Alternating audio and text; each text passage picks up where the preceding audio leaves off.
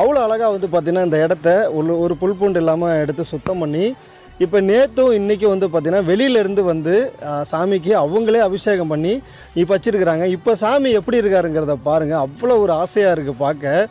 வெளியில் இருந்த விநாயகர் அவங்களுக்கு தெரிஞ்சிருக்காங்க. அங்கே பாருங்கள், விநாயகருக்கு ஒரு அழகான பூஜை. சாமிக்கு அவங்களால முடிஞ்ச அளவுக்கு விபூதியை எவ்வளோ சாத்த முடியுமோ 1 டன் சாமிக்கு வந்து பார்த்திங்கன்னா விபூதியை சாத்தியிருக்கிறாங்க.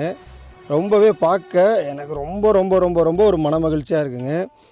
இதுக்கு தான் நம்ம பண்ணது, வேறு எதுவுமே கிடையாது. இந்த ஒரு விஷயத்துக்கு தான் நம்ம வந்து பார்த்திங்கன்னா இந்த வேலையை பண்ணது.